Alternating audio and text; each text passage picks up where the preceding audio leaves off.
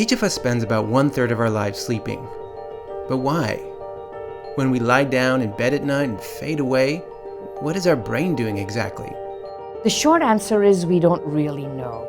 And that is what most of us sleep researchers are trying to find out. So this is still part of your lab? This is lab, yep. Amita Sehgal and a research team at the University of Pennsylvania study the molecular biology that controls sleep in fruit flies. What we would like to do with the fly is identify new targets to get better sleep drugs. That hasn't happened yet. I guess in a way there are a lot of similarities between us and flies when it comes to sleep. The mechanisms and the molecules are very similar between flies and humans. Flies, humans, and other animals have networks of genes that act like clocks. The levels of proteins they make rise and fall in a 24-hour cycle. Each organ has its own clock, the liver, the pancreas, the brain, that controls its own functions. And so these clocks ensure that you are active at a certain time of day and that you sleep at a certain time of day. Each of these is a glass tube containing a single fly. Just like children, young flies need lots of sleep for proper brain development. One day in the life of a fly is roughly 1 human year. And in the first 3 days in particular, they sleep a lot. And we think that during that time, the nervous system is still developing.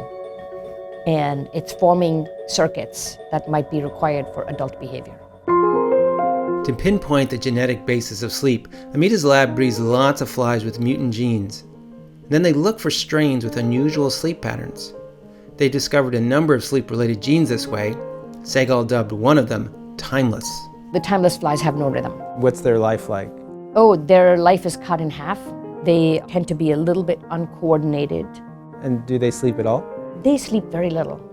The researchers put electrodes in fly brains to see how their neurons behave when they're awake and asleep.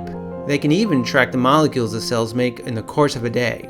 This structure here is the mushroom body, and that is where learning and memory occurs. So if a fly is deprived of sleep, it's going to have problems with learning if you try to get it to learn to do something.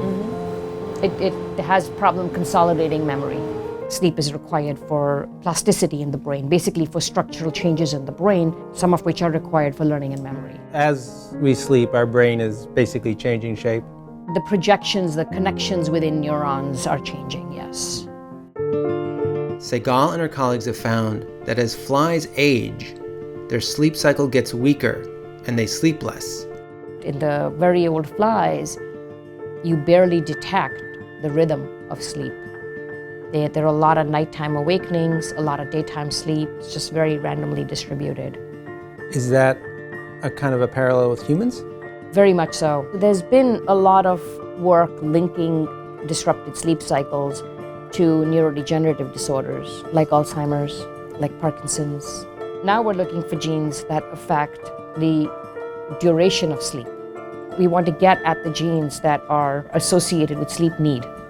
Sehgal hopes her work on flies will reveal new molecular targets for drugs that can help people get a good night's sleep. In the meantime, though, she's learned enough about sleep to offer some advice. Make sure you get as much sleep as you need. Try to make it better by ensuring that the room is totally dark. Don't eat at the wrong time of day. It's going to cause desynchrony within your different circadian clocks. And don't try to wake up before you're ready.